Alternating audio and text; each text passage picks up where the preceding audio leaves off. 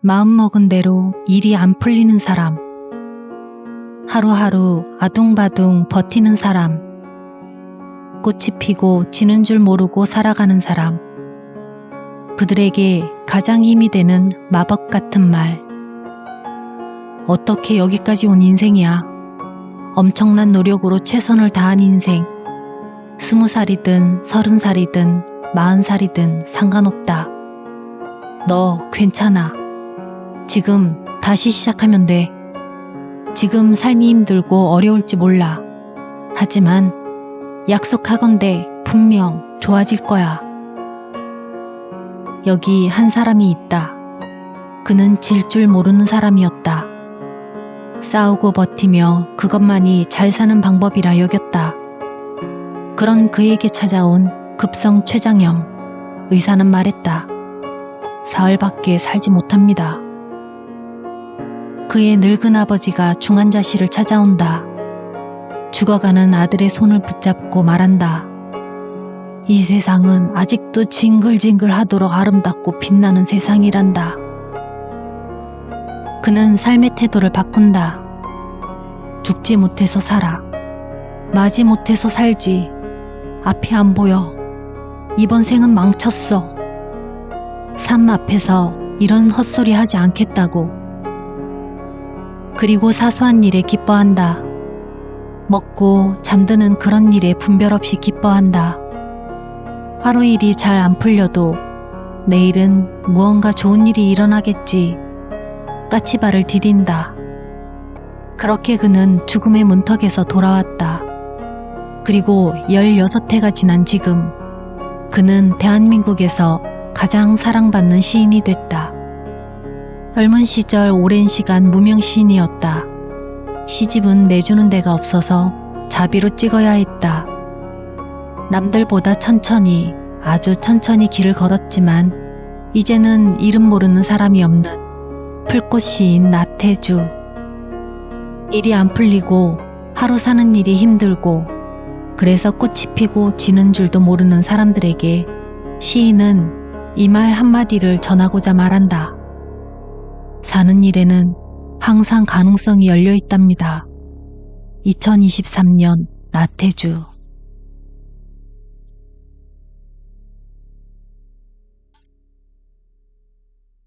안녕하세요.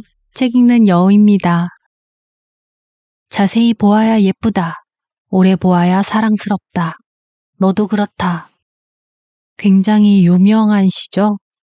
SNS 곳곳에서 짤로 많이 돌아다녔었죠. 저 또한 나태주 시인을 알기 전부터 후배 동료 놀릴 때 종종 사용했던 문구입니다. 오늘은 이 풀꽃시로 이름이 많이 알려져 있는 나태주 시인의 신간 에세이를 소개해드리려고 합니다.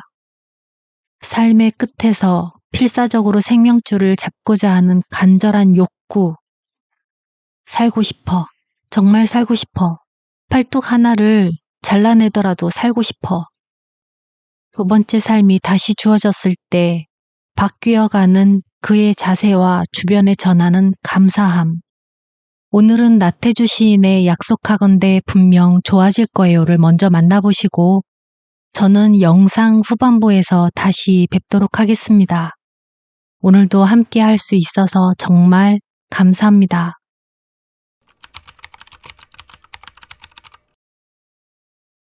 약속하건대 분명 좋아질 거예요.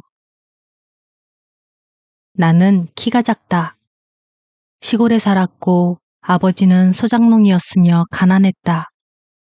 집안 사정 때문에 초등학교 졸업 때까지는 외할머니 집에 던져져서 살았다. 결핍이 있을 수밖에 없는 환경이었다. 외로움과 가정적인 결핍, 불행하다고 생각할 수밖에 없는 날들이었다. 그런데 괜찮았다. 영국 말 중에 인간은 도시를 만들었고 시골은 신이 만들었다는 말이 있다. 나는 정말 그렇게 생각하며 살았다. 도시에 살았다면 풀꽃은 모르고 살았을 테니까. 결핍과 외로움이 없었다면 고등학교 1학년 때 시를 쓸 생각을 하지 않았을 테니까 말이다. 남들에게 있지만 나에게 없는 것을 채우려고만 하면 그건 제 삶이 아닌 게 된다. 이를테면 나는 중학교나 고등학교 교사가 아니라 초등학교 교사였기 때문에 아이들의 순수한 모습을 오랫동안 볼 수 있었고 그 마음을 시의 언어로 담아낼 수 있었다. 게다가 나는 오랜 시간 무명 시인이었다. 시집을 내주는 데가 없어 첫 시집은 자비로 700부를 발간했다. 제작비 16만 원이었는데 당시 쌀 10가마니 값이었다. 그 돈은 아버지가 농협에서 빌려줘서 할부로 갚았다. 책값은 700원. 첫 책은 어머니가 사주셨다. 애처로운 시절이었다. 그런데 어느 날 광화문 교보빌딩에 걸린 시 구절, 자세히 보아야 예쁘다. 오래 보아야 사랑스럽다. 너도 그렇다가 사람들 마음을 움직였다. 나이를 한참 먹어서야 사람들이 내 시를 읽어주기 시작했다. 내가 남들보다 부족하다는 것에 집착했다면 부정적인 마음이 삶을 사로잡았을 일이고 그랬다면 봄날도 영영 오지 않았을 일이다. 그렇다고 무작정 어딘가 부족하다고 느끼는 그 감정을 억지로 사랑하라는 말은 아니다. 억장이 무너지고 마음이 어둑하더라도 그것이 좋아질 날을, 봄이 올 날을 조금만 기다려보면 어떨까? 모자란 점을 나무라지 않았으면 좋겠다, 부디. 지금 자기 삶이 부정적인 메시지로 가득하다면 실패하면 안 된다는 강박에 빠져 있는 게 아닐까 생각해보자. 너무 예쁘려고, 너무 완벽하려고, 너무 잘하려고, 너무 앞장서려고 하다 보면 한 번 실패하고 한 번 삐끗하면 내 인생 망친 게 아닌가 하고 생각하고 만다. 너무 잘하려고 하는 마음은 비교 대상이 있을 때 생기는 일이다. 그 사람만큼은 살아야지. 그 사람만큼은 먹어야지 하면서 말이다. 비교 대상이 많을수록 스트레스를 많이 받고 분노하는 일도 잦아진다. 좁은 땅덩어리에 오밀조밀 모여 사는 우리가 어찌 서로의 시선에서 벗어날 수 있겠느냐마는 너무 가까이에서 상대를 주시하고 또 상대방과 나를 비교하는 행동은 스스로를 더욱 불행하게 만드는 일이다. 내가 제일 싫어하는 말이 있다. 이번 생은 망했어. 그런 말 부탁하건대 하지 않았으면 한다. 어떻게 온 인생인가. 엄청난 선택과 엄청난 노력과 엄청난 행운과 축복으로 여기까지 온 인생이다. 한 번 넘어지고 실패한 것으로 인생을 판단하면 안 된다. 인생은 허무한 것이다. 조그마하고 초라하고 보잘것없다. 그건 누구의 인생이든 다 똑같다. 잘생긴 사람이든 배운 사람이든 돈 많은 사람이든 결국은 조그맣게 늙어 죽는다. 그럼에도 불구하고 우리가 제대로 살아야 하는 이유는 우리 삶의 자취가 영원히 남기 때문이다. 인생은 결국 조그만 기억으로 남는다. 돈, 미모, 명예, 학력은 모두 초라해진다. 그러나 삶의 흔적은 영원히 남는다. 그것이 내 자식이라면 자식이고 학문이라면 학문이고 사회적 업적이라면 업적이다. 한 사람이 우리에게 기억되는 건 그 사람의 재산도 외모도 명예도 아닌 그 사람의 의미 있는 자취들 덕분이다. 사람은 결국 작아지고 고요해지고 초라해지고 무가치해진다. 그렇지만 그 사람이 남겨놓은 무언가가 다른 사람을 이롭게 할 때 참 의미 있는 인생이 된다. 내가 좋아하는 말이 있다. 넘어진 자 그 땅을 짚고 일어서라. 넘어지면 땅을 짚고 일어서서 다시 길을 가면 될 일이다. 남들이 가는 길이 나에게 맞지 않으면 돌아서 다른 길로 가면 된다. 넘어지는 것은 실패가 아니다. 실패야말로 터닝포인트다. 터닝포인트는 다시 뒤로 돌아가는 유턴 같은 게 아니다. 지금까지 어렵게 온 길 다시 새로 가라는 소리도 아니다. 가던 길 고쳐서 좋은 길로 가는 게 터닝포인트다. 9번 실패했다면 9번 노력했다는 티베트 속담이 있다. 그렇다.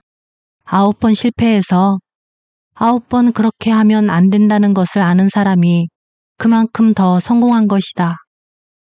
9번 실패한 사람은 9번 터닝포인트를 만나 9번 길을 고쳐간 아름다운 사람이다. 금수저고 어떻고 흙수저고 어떻고 그런 생각은 품지 말자. 금수저? 은수저? 필요 없다. 어차피 밥 먹을 때 쓴다. 그냥 스테인리스 수저, 평생 써도 닳지 않는 그런 수저 하나면 인생은 충분하다. 요즘 청춘들은 너무 잘하고 있다. 그런데도 자신이 부족하다고 생각하고 산다. 얼마나 마음 아픈 일인가. 실패자, 루저, 낙오자인 것 같다고 생각하니 속에 열등감이 생기고 그것이 스트레스가 되기 때문에 삶이 더욱 힘들다. 그러니 남에게도 나 스스로에게도 자극적인 말은 안 했으면 좋겠다. 대신 이런 말을 하자. 우리가 가장 듣고 싶은 말. 괜찮다. 너 괜찮아. 지금 다시 시작하면 돼. 지금까지 우리는 무엇이 될래? 뭐 하는 사람이 될래? 이렇게 묻고 대답했다. 이제 우리는 어떻게를 생각하면서 살아야 되지 않을까? 사회적으로 높은 위치에 있던 사람이 과거에 어떤 잘못으로 하루아침에 비난받는 일이 흔하다. 어떻게 살지 고민하지 않았기 때문이다. 시골에서 자기 하는 일을 하고 집으로 돌아와 밥 먹고 따뜻한 방에서 곤히 잠자며 오늘 하루 충분했다 라고 만족하는 삶이 훨씬 더 낫다. 괜찮아. 앞으로 어떻게 살 건지 생각해보자. 이렇게 스스로에게 묻고 살아보자. 기본에 충실하고 하루하루 충실하고 남에게 잘하고 이런 쪽으로 하루하루 살아가는 게 그 어떤 삶보다 훨씬 성공한 삶이다. 그대 부디 너무 패배감에 빠져있지 말길. 그대의 패배가 끝내 그대를 승리하게 만들 것이니까 지금의 빈곤이 끝내 그대를 부유하게 만들 것이다. 또래가 주변 사람이 나보다 빨리 성공한 것을 마냥 부러워하지 말고 따라잡으려고 발버둥 치지 말고 자기 안의 가능성을 믿고 좀 천천히 가면 안 될까? 천천히 가면 나무도 풀도 바람도 사랑도 자기 주변의 이름들도 인생도 더 잘 보인다. 그 인생이 성공한 인생이다. 나태주식으로 성공을 정의하면 이렇다. 자기가 잘하고 좋아하는 일을 찾아내어 그 일을 평생 그치지 않고 계속해서 시간이 지나 늙은 사람이 되었을 때 자기가 꿈꾸는 사람이 된 자신을 만나는 것이 성공이다. 다른 사람을 따라하는 것은 성공이 아니다. 그 사람의 성공일 뿐이다. 내 성공은 내 안에 있다. 내가 꿈꾸는 사람을 내가 만나는 것, 그것이 성공이다. 이른을 훌쩍 넘은 나도 내가 꿈꾸던 그 사람을 지금 만나러 가는 길이다. 봄이다. 부디 아프지 마라. 내가 처음 시를 썼을 때는 16살이었다. 그 뒤로 계속 시를 썼으니 60년 동안 시만 쓰고 있는 것이다. 누구의 권유나 문화적 배경이 있어서 시작한 게 아니다. 고등학교 1학년 때였다. 동급생 여자애가 예뻐서 연애 편지를 썼다. 하지만 마음을 제대로 전달할 수 없었다. 그래서 어떻게 좋아하는 마음을 전달할까 생각하다가 마음이라도 표현해야 살 것 같아서 시를 쓰게 됐다. 그 뒤로 평생 하고 싶었던 것은 내 마음을 내 마음같이 표현하는 일이었다. 그런데 그게 잘 되지 않았다. 마음을 표현하면 엉뚱한 게 되곤 했다. 어려운 숙제였다. 60년 넘게 풀려고 해도 되지 않은 어려운 숙제. 지금도 잘 하려고 노력하지만 잘 하지 못하고 있다. 우리는 때로 타인에게 마음 표현을 제대로 하지 못해 답답할 때가 많다. 나는 그 표현을 제대로 하기 위해서 시를 썼다. 어떤 이는 편지를 쓰고 어떤 이는 말을 하기도 한다. 어떤 방식으로든 우리는 타인에게 마음을 전달하기 위해 쓰고 있다. 마음을 표현하기 위해서는 연습이 필요하다. 그래서 나는 아무 때나 아무 데서나 시를 쓴다. 화장실에서 쓰고 목욕탕에서도 쓴다. 자전거를 타다가 떠오를 땐 자전거를 멈추고 핸드폰을 꺼내 기록한다. 자다가도 쓰고 심지어 꿈에서도 쓴다. 이게 다 사랑하는 마음을, 내가 본 아름다운 풍경을 독자에게 고스란히 전달하기 위한 연습이다. 능숙할 때도 됐건만 늘 서툴다. 서툴러서 이렇게 오랜 시간 쓸 수 있었다. 그래서 나는 말할 수 있다. 잘 못하고 서툴지만 그 일을 좋아하는 사람은 끝까지 갈 수 있다고. 젊은 시절 들은 한의사의 이야기를 생각하곤 한다. 일하기 얼마인가를 계량하고 깨닫는 것이 한의사로서의 일생이었다고 한다. 일학은 한 주먹인데 이것도 한 주먹이고 요만큼도 한 주먹인데 도대체 일학은 얼마나 되는가 하고 일생 동안 고민했다고 한다. 사랑을 깨닫는 것 한 세월인데 사랑이라는 것을 알 때가 되면 사랑이 끝난다. 인생도 알 때가 되면 인생 역시 끝난다.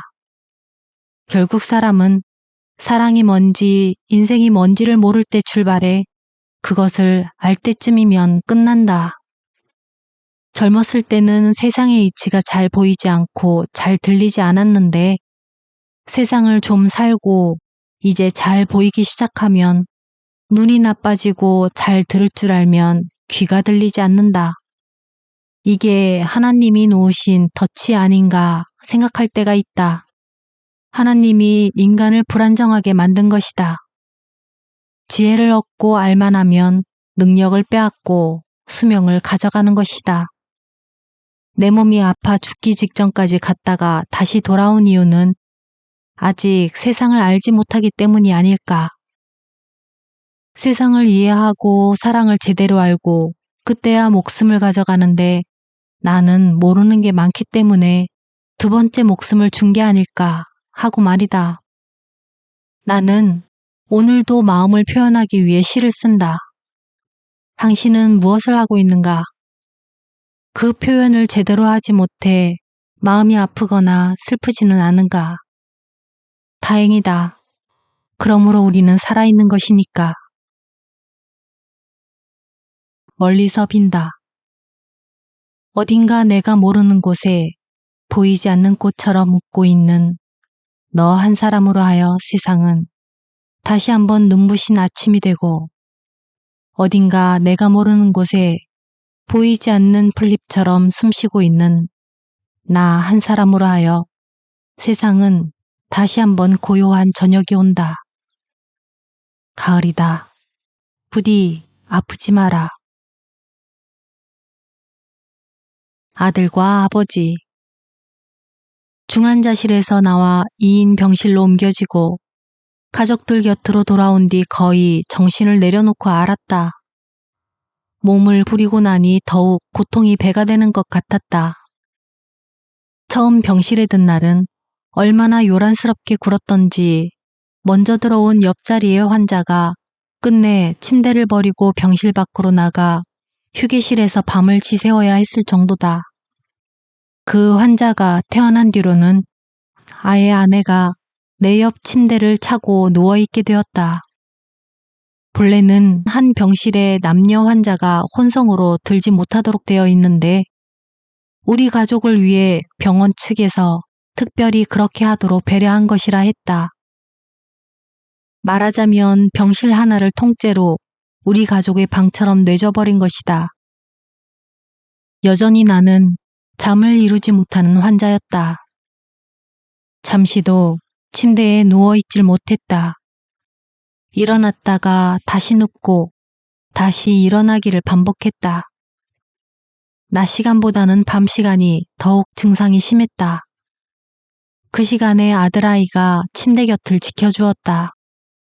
아들아이는 그 무엇이든 내가 요구하는 것을 거절하지 않고 들어주었다. 몸은 여전히 고통스러웠지만 마음은 점점 평정을 찾아가고 있었다.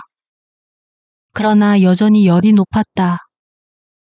아들아이는 냉장고 냉동실에 얼린 물수건으로 머리를 식혀주고 가글액을 만들어 입안을 헹구도록 했다. 처음부터 금식 조치가 내려졌으므로 가글액도 목구멍으로 넘어가면 안 되는 일이었다.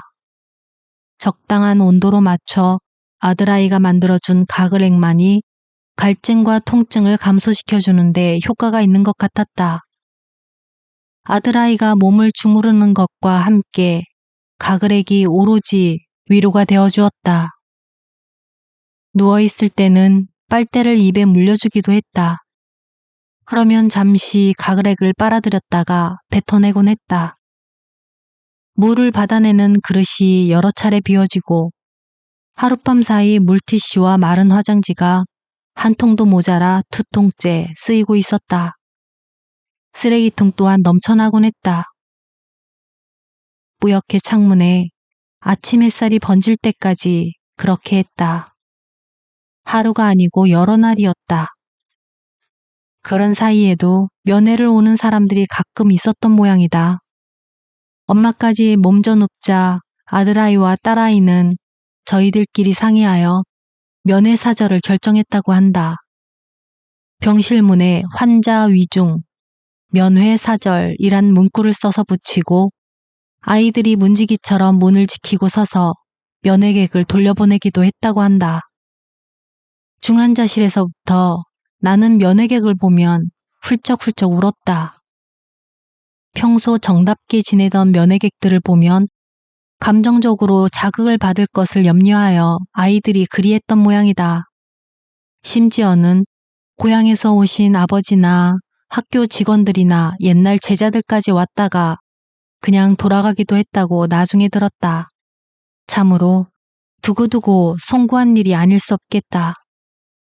그러나 면회가 완전히 두절된 것은 아니었고 한정적으로 허락되기도 했다. 가끔 가다가 김상현 시인의 얼굴이 보이기도 했고 중환자실에 있을 때 면회 오지 못한 형제들 얼굴도 보였다. 큰누이 내외, 막내 동생 내외, 막내누이 내외들이 차례로 다녀갔다. 혼미한 정신으로 침대에 누워 형제들을 맞이하는 심정이 막막하기 그지없었다. 특히 막내누이를 만났을 때가 그러했다. 우리 내외는 막내누이와 결코 나쁜 관계가 아니었다. 나쁠 만한 그 어떠한 특별한 이유도 없었고 그 어떤 형제보다도 가깝다면 가까운 사이였다. 신혼 초 고향집에서 고락을 함께한 유일한 형제가 막내누이였다. 그런데 그동안 살아오면서 이런저런 가정일로 오해가 생기고 소원해진 사이가 되었다. 감정의 골이 깊어지고 나중에는 가족끼리 한자리에 앉았을 때도 말을 섞지 않았을 뿐더러 눈빛조차 스치지 않을 정도였다. 내게는 그 일이 마음의 옹이가 되어 있었다. 더욱이 내가 쓰러져 누워 가쁜 숨을 몰아쉬는 처지가 되어 만나게 되니 더욱 격한 감정이 생겼다. 막내누이가 그동안의 감정의 찌꺼기를 걷어내고 우선적으로 찾아준 것만 고마웠다. 손윗사람으로서 옹졸하게 마음 쓴 일도 부끄러웠다. 새가 죽으려 할 때는 그 울음소리가 애처롭고 사람이 죽으려 할 때는 그 말이 착해진다. 라더니 내가 바로 그런 입장이었다. 미안하다, 향란아. 오빠가 미안했다. 오빠를 용서해라. 이렇게 와주어서 고맙구나. 알았어요, 오빠. 제가 잘못했어요. 몸도 편치 않으니 그만 말씀하세요. 내가 어린애처럼 소리내 우는 바람에 막내 누이도 따라서 울었다. 또 이런 꼴을 곁에 있는 아들아이는 비판적으로 바라보았을 것이고 좀은 우스꽝스럽게 생각했을 테지만 나로서는 그런저런 앞뒤 사정 살필 처지가 아니었다. 그렇게 울면서도 가슴속 깊이 간직했던 무거운 돌덩이 하나를 내려놓은 듯 후련한 마음이 들었다. 이런 일들도 앓고 있는 나에게 큰 도움이 되었다. 침대 머리맡에 몇 개의 팻말이 걸려 있었다. 금식, 낙상주의, 절대 안정, CT 촬영, 내시경 같은 문구가 새겨진 팻말들이었다. 그 팻말들은 줄에 연결되어 천장에 매달려 있었다. 가끔 흔들리기도 했다. 그 팻말들이 금방이라도 떨어져 내릴 것만 같은 불안감이 들기도 했다. 윤희야, 저것들 모두 떼어버릴 수 없겠냐? 왜 저게 어때서요? 암만 해도 저것들이 떨어져 내릴 것만 같아. 걱정하지 마세요. 절대로 떨어질 염려가 없으니까요. 한참 동안 침묵이 흐른 뒤에 아들아이가 물었다. 아버지, 저기 쓰여있는 글자가 뭐예요? 응? 금식? 낙상주의라 썼네. 그럼 금식이 뭐예요? 금식? 금식이라. 글자를 겨우 읽기는 했지만 금식이란 말의 뜻이 쉽게 떠오르지 않았다. 금식? 금식이 무엇일까? 아무리 머리를 조아려 생각해 보아도 그것이 무슨 뜻인지 모르겠다. 아버지, 금식이 뭐예요? 아들아이가 대답을 재촉했다. 그래, 금식이란 금고기 뜻이 아닐까? 금식? 금식이란 금고기란 말일 거야. 나는 초등학교 시절 국어 교과서에서 읽었던 금고기란 동화를 겨우 떠올리며 그렇게 대답했다. 거기까지밖에는 생각이 더 나아가지를 않았던 것이다. 아버지, 금식이 뭐예요? 아들아이는 똑같은 질문을 다시 던졌다. 그건 금고기란 뜻이야. 나는 이번에도 천연덕스럽게 그렇게 말했다. 아들아이는 더는 말을 시키지 않았다. 나도 더는 말을 하지 않았다. 밤은 깊어 아내가 누운 침대 너머 창문으로 저 멀리 밤거리에 붉은 간판들이 건너다 보였다. 밤인데도 간판 불빛들이 참 환하기도 했다. 그날 밤에도 아들아이는 나와 함께 꼬박 밤을 지새우며 투정을 받아주고 있었다. 그렇게 사흘을 견딘 뒤 아들아이는 그만 코피를 많이 쏟았다고 한다. 그러나 아들아이가 나에게 보이지 않으려고 마스크를 하고 다니며 나에게 감기에 걸려서 그렇다고 말했다. 그러므로 나는 끝내 그런 사실조차 알지 못하고 지내야만 했다. 부탁. 너무 많이 울지 말아요. 서러워 말아요. 엄마의 손에 이끌린 어린아이가 꽃길을 걸어와 꽃길을 잊어버리듯 이런저런 기억들을 부디 잊어버리기 바래요. 눈물이나 슬픈 생각보단 아름다운 노래를 들려주어요. 젖을 줄 아는 사람. 우리 삶은 어차피 하나의 게임과 같다. 올라가면 내려가고 이기는 편이 있는가 하면 지는 편이 있게 되어 있다. 기왕이면 올라가는 인생, 이기는 인생이기를 소망한다. 그러나 항상 이길 수 없다는 데 우리 고민이 따르고 아픔이 생긴다. 열악한 환경에 처했을 때 인간은 조그만 승부욕에 더욱 집착하게 되어 있다. 이겨야 한다. 져서는 안 된다. 그렇게 스스로를 닥달하게 된다. 내 경우도 마찬가지. 무엇 하나 남보다 우월한 게 없었다. 어린 시절엔 인간적 노력보다는 타고난 조건이 더 중요하게 작용한다. 신체적 조건, 부모의 직업, 가정경제, 고향, 가문 등 정말로 내세울 거란 하나도 없었다. 머리 하나 명석하다는 것이 어려서부터 어른들이 거는 기대였다. 이런 경우 사람은 편벽지게 되어 있다. 어딘가로 내밀려 오직 한 길이란 생각에 붙잡힐 수밖에 없게 되어 있다. 그야말로 죽기 아니면 살기, 외통수가 되는 것이다. 절대로 져서는 안 되는 일이었다. 오로지 이겨야 했다. 이기는 것만이 살아남는 길이었다. 이런 사람치고 성격이 모질지 않은 사람이 없다. 그가 유순한 인간으로 보인다면 그건 거칠에만 그럴 뿐 내면은 더욱 강팍하게 마련이다. 나는 어려서부터 지는 방법을 배우지 못했다. 누구나 인간은 어린 시절 어른들로부터 지는 방법을 배울 필요가 있다. 그러므로 어른들은 어린 세대들에게 너그러이 대할수록 좋다. 그러나 나는 그러지를 못했다.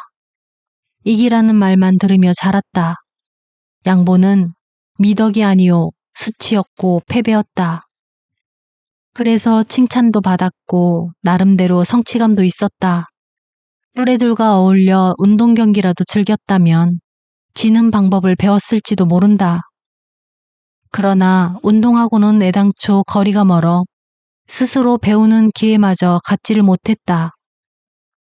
오기만이 가득 찬 인간이 되고 말았다. 어른이 되어 아이들을 낳아 키우면서도 양보하는 방법, 때로는 질 수도 있다는 걸 가르치지 못했다. 아예 그러려 하지 않았다. 내 모범은 이기는 것이었고 오로지 앞으로 나아가는 일이었던 것이다. 입에 발린 말이 잘 하라는 말이었고 남들한테 뒤져서는 안 된다고 이기라고만 요구했다. 우리 아이들은 어려서부터 부모를 대신해서 세상에 나가 싸우는 싸움꾼이었다.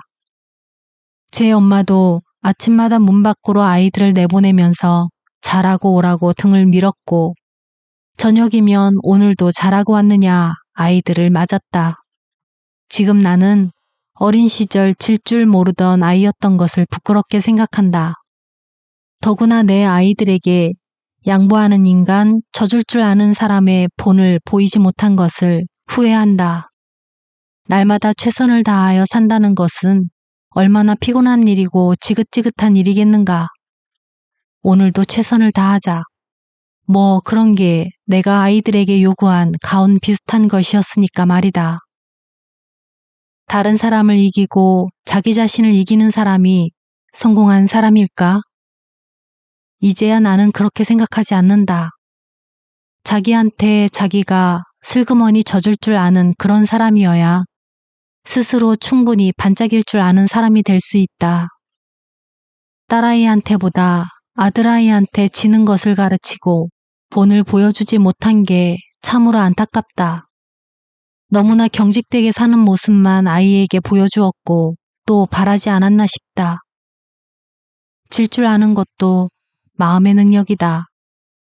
그건 마음의 넓이, 유연함, 너그러움이 있어야 가능한 일이다. 빡빡하게 사는 인생, 앞서는 인생, 승리하는 인생도 좋다. 그러나 때로는 슬그머니 져주는 인생도 부드럽고 여유 있어서 충분히 아름다울 수 있는 인생이다. 기회가 허락된다면 이제라도 아들아이에게 져주고 싶다. 양보하며 살고 싶다. 한 번이 아니라 여러 차례 그렇게 하고 싶다. 그래서 내일날 아들아이가 제 아이를 낳아서 기를 때 질 줄 알고 양보할 줄도 아는 인간의 본을 보여주기를 희망한다. 들으면 기분 좋은 말. 사람이 사람을 두고 하는 말 가운데 친구란 말보다 더 정답고 따뜻한 말은 없다. 친구, 오랫동안 정답게 사귀어온 벗을 두고 하는 말이다. 여기서 관건은 오래란 시간과 정답게 사귀어왔다는 전제 조건의 충족이다.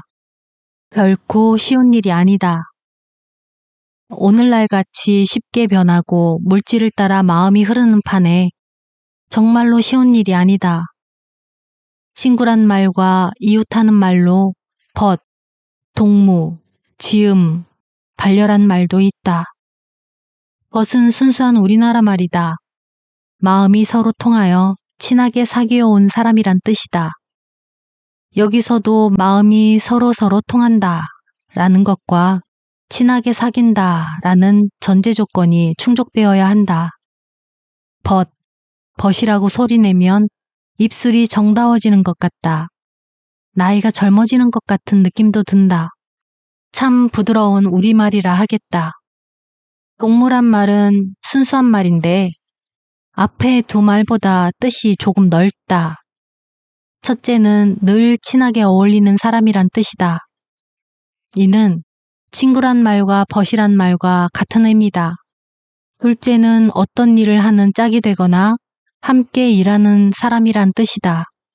길동무, 말동무라고 할 때 쓰이는 말인데 광복 이후 북한 사람들이 사상적인 의미로 애용하는 바람에 남한에서는 한동안 금기시되었던 단어다. 참 좋은 말인데 아깝게 되었다. 지음이란 말은 조금은 정신적이고 예술적 냄새가 풍기는 말이다. 원래 이 말은 중국의 고사 여시춘추 본미편 열자 탕문편에서 유래된 말인데 아는 사람은 알겠지만 내용은 이러하다. 검은고를 잘 타는 유배가란 명인이 있었고 그의 검은고 소리를 좋아하고 또 그 소리의 진가를 잘 평가해주는 종작이란 친구가 있었다 한다.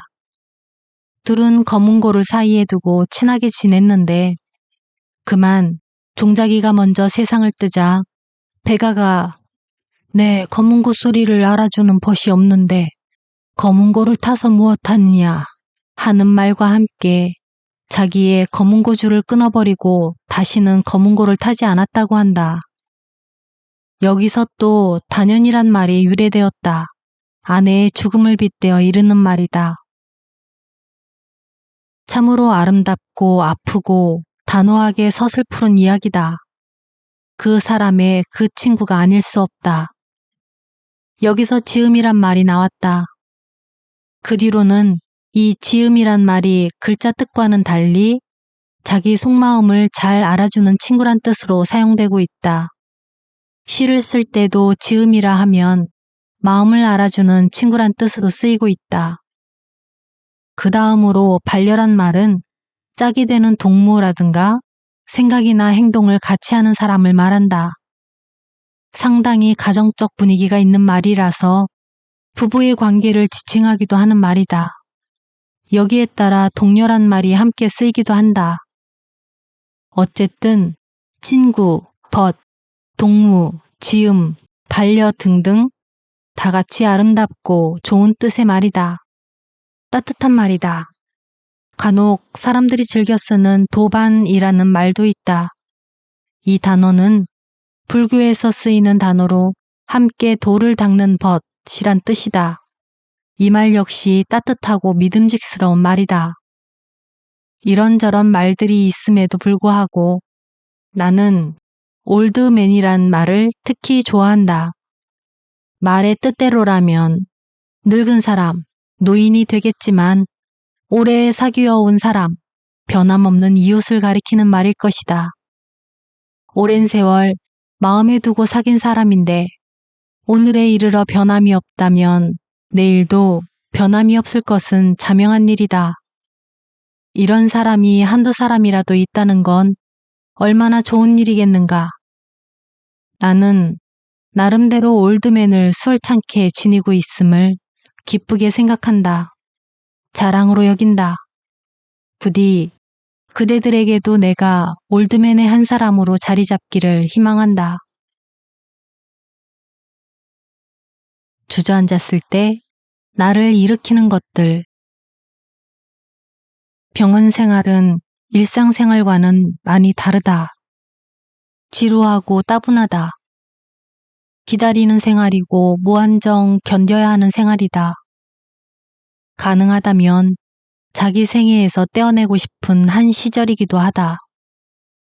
병이 완쾌되는 것, 퇴원하는 날을 기다리는 것과 의사나 간호사를 기다리고 주사나 약을 기다리는 병원에서의 하루하루, 여러 가지 시술이나 절차를 기다리는 날들의 연속은 지친 사람을 다시 한번 지치게 만든다.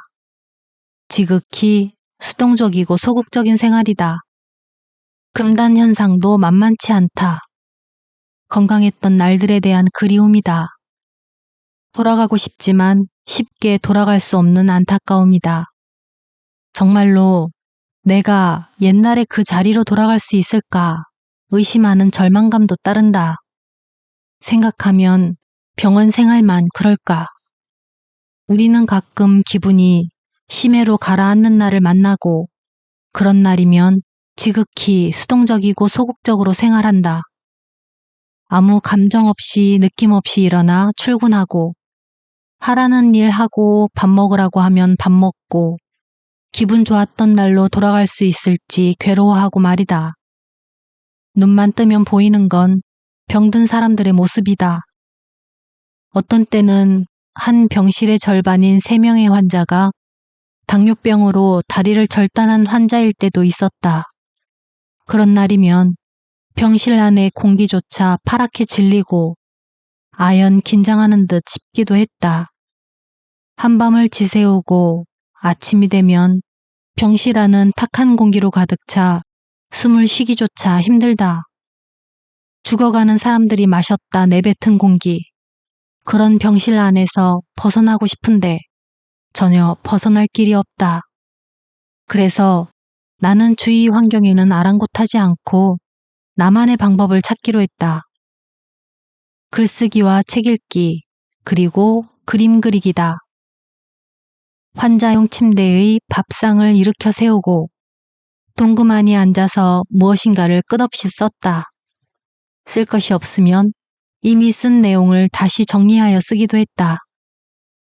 나는 혼자서 있을 때도 무언가 일을 해야만 마음이 편안해지는 사람이다. 놀 줄을 모르고 쉴 줄을 모른다 할까? 자는 시간, 밥 먹는 시간을 제외하고는 무언가를 끊임없이 꼼지락거리며 살았다. 병원에서라고 다를 까닭이 전혀 없었다. 까물대던 정신이 조금씩 깨어난 날은 3월 19일이다. 정신이 돌아오면서 가족들에게 제일 먼저 부탁한 말은 종이와 펜을 달라는 것이었다.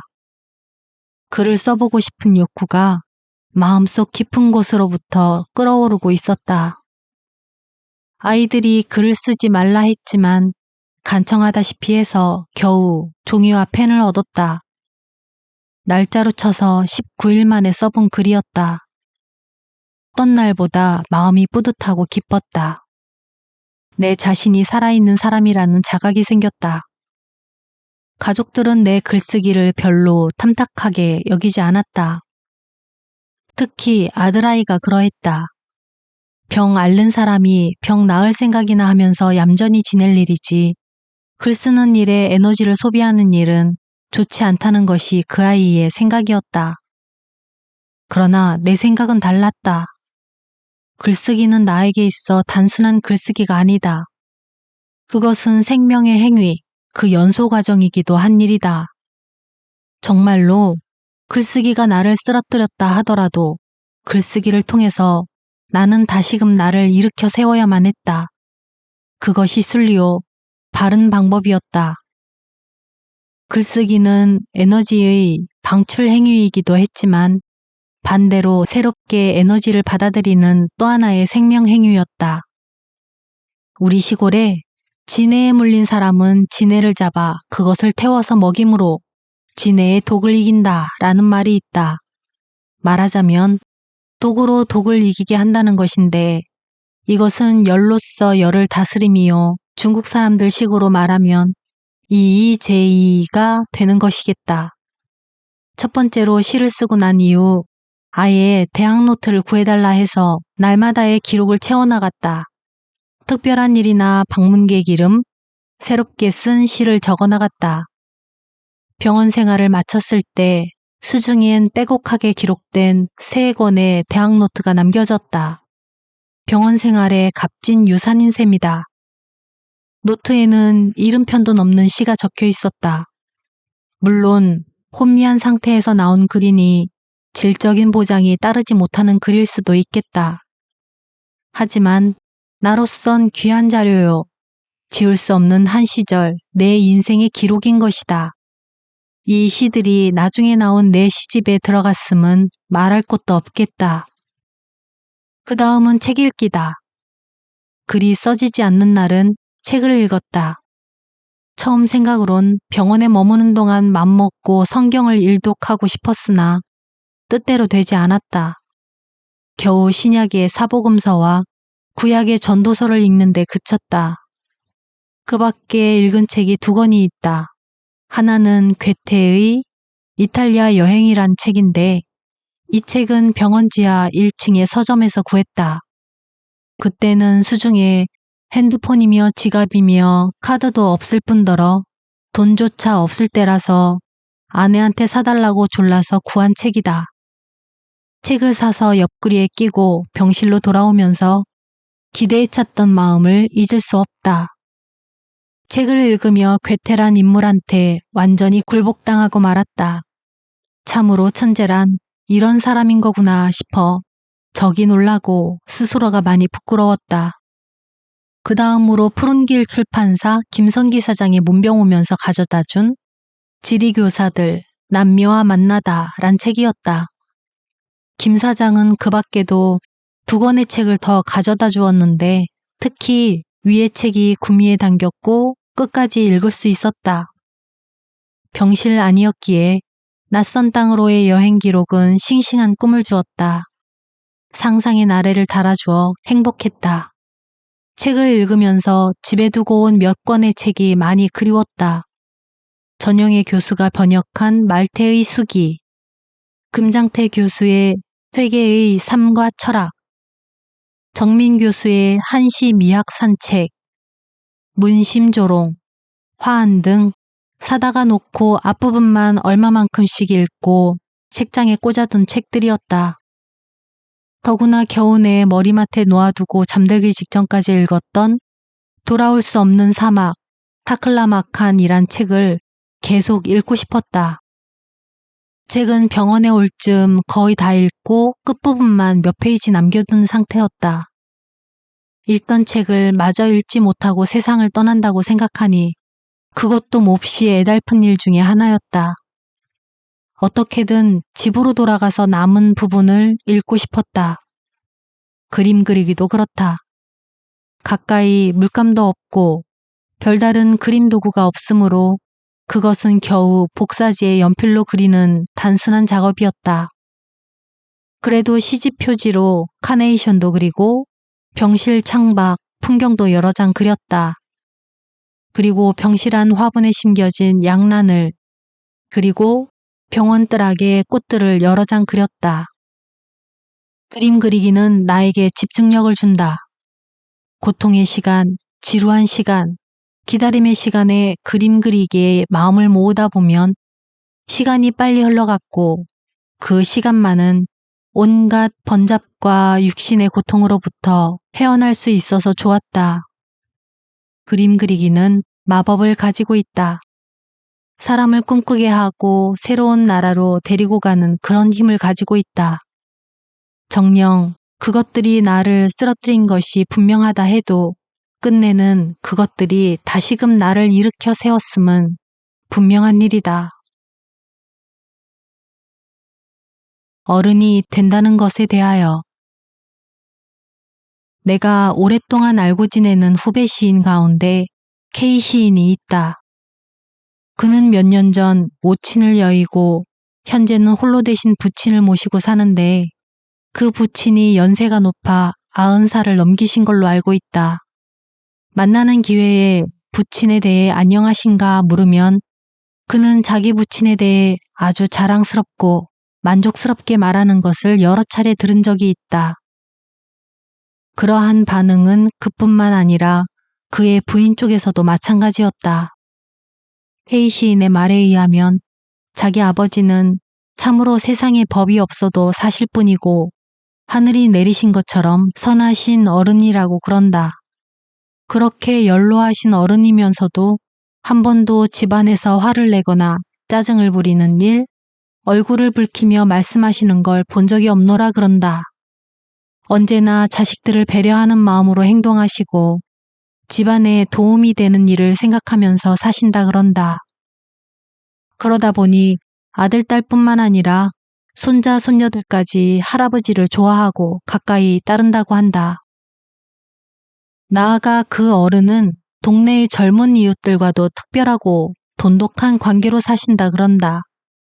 마을 젊은이들이 모두 그 어른을 따르고 존경하고 좋아하지만 그 가운데 한 젊은이가 특히 이 어른을 모시고 다니며 때맞춰 이발도 시켜드리고 이것저것 시중도 들어드리는데 K 시인의 부친께서는 이 젊은이를 또 다른 자식처럼 여기고 해마다 채소 농사를 따로 지어 젊은이에게 가져다 주신다 그런다. 하기는 세상 일이란 일방통행이 없게 되어 있다. 손뼉도 둘이 마주쳐야 소리가 나듯이 한쪽만 잘한다거나 노력해서 좋아지는 일은 어디에도 없는 것이다. 나도 이분의 인품에 대해 멀찍이 뵌 일이 있다. K 시인이 대전에서 주는 어떤 큰 상을 받는 날이었다. 축하해주기 위해 가족들이 모두 모였다. K 시인의 부모님도 참석한 자리였는데 수상식이 끝나고 점심 먹는 자리가 마련되었다. 나도 축하객 입장으로 그 자리에 끼어서 식사를 하고 있었다. 식사가 어느 정도 끝날 때쯤이었다. K 시인의 막내 아들이 음식을 남기며 수저를 내려놓았다. 그때 K 시인의 부친, 그러니까 K 시인 아들의 할아버지께서 하시는 말씀이 의외였다.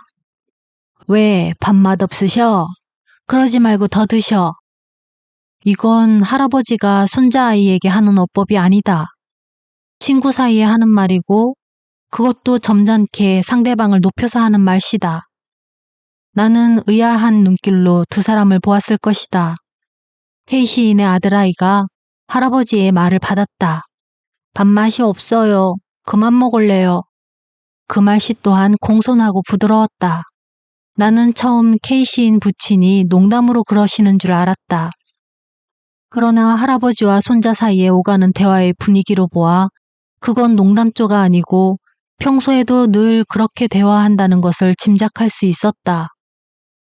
K 시인이 전하는 말로는 자기의 부친이 평생을 살면서 후회하거나 잘못했다거나 부끄러운 일이 별로 없는데 딱 한 가지 후회되는 일이라고 말씀하시는 사건이 있다고 한다.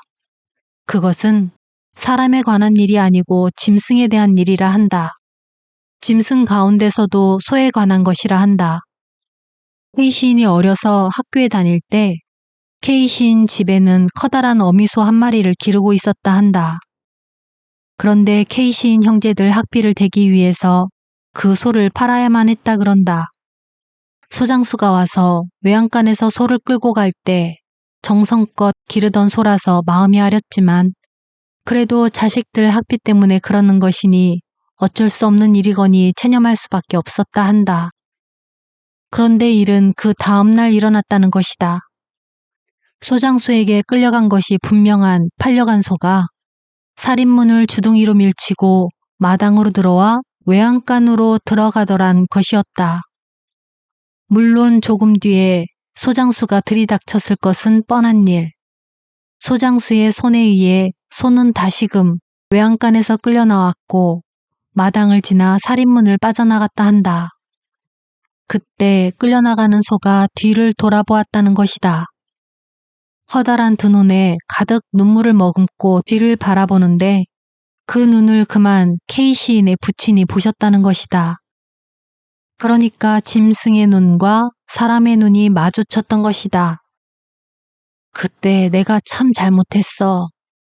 그렇게 집으로 돌아온 소를 소장수에게 넘겨주지 말았어야 하는 일이었어. 그때 소를 다시 찾았어야 하는 건데. 한숨을 쉬면서 K 시인의 부친은 그 일을 못 잊어 하며 오랜 세월 되풀이 말씀하셨다는 것이다. 나이 먹는 건 쉬울 수도 있다. 하지만 어른이 되기 위해서는 자꾸 젊은 쪽을 바라보고 어떻게 저 아이들에게 도움을 줄까? 저 아이들하고 공존을 할까? 그런 생각을 해야 한다. 어른들은 그냥 되는 게 아니다. 평생을 두고 존경하며 따를 수 있는 어른이나 선배가 있다는 건 매우 행복한 일이다. 보람된 인생이다. 가족 구성원 가운데서 그런 분이 있다는 건 더욱 행복한 일이고 보람된 인생이다. 그렇게 청춘을 바라보는 어른이 있을 때 청춘은 비로소 어른을 바라볼 수 있다. 낭독은 여기까지입니다. 우리는 지금 행복을 손에 꽉 쥐고 있고 힘내려고 혹은 싸우려고 잔뜩 긴장해서 주먹을 쥐고 있기에 행복을 볼 수 없다고 합니다. 가까이 있고 흔하고 오래되고 값싸고 작은 것을 아끼고 사랑하는 게 행복이라는 나태주 시인. 작년도였습니다. 가족 중 한 명이 큰 수술을 하게 되었는데 마지막이 될지도 모른다는 두려움과 수술이 무사히 끝나길 바라는 두 마음 사이에서 과하게 준비를 했습니다. 최고의 의사, 최선의 수술, 수술 후 환자에게 필요한 것들, 후유증에 대한 대비 등등 심지어 잊지도 않을 곳곳의 가상의 선택들마저 모두 대비했었습니다. 다행히 수술도 좋았고 경과도 모두 좋았지만 그 당시에 대해 아팠던 그 가족은 크게 불만을 토로했습니다. 하지만 이해되지 않았죠. 나는 그저 그녀를 위해, 가족들을 위해 최선을 다한 것뿐인데. 이 책에서 나태주 시인의 삶에 대한 입장을 듣고 나니 그 가족의 불만에 대해서도 조금은 이해가 됩니다. 서로가 가진 삶의 의지와 자세가 상대적으로 달랐기 때문이겠죠. 저자가 투병하면서 글쓰기로 처음 살아있음을 느끼던 날, 이런 이야기가 나옵니다. 병원 지하에서 책 한 권을 사 병실로 들고 올라오던 순간에 삶에 대한 기쁨을 잊을 수 없다고. 여러 생각이 들었습니다. 우리가 가볍게 하는 죽지 못해 산다, 이번 생은 망했어 라는 말이 얼마나 소중하고 어마어마한 행운과 축복 속에 이뤄가고 있는 삶을 한순간에 평가절하하는 말인지를, 스스로를 불행하게 하는 말이 아닌 내일을 기대하고 기뻐하고 소생하게 하는 말을 사용해보자는 생각이 들게 했던 나태주 시인의 에세이였습니다. 행복은 우리한테 있는 거죠. 나 자신한테 언제나 있는 겁니다. 오늘도 행복한 하루, 편안한 밤 되세요.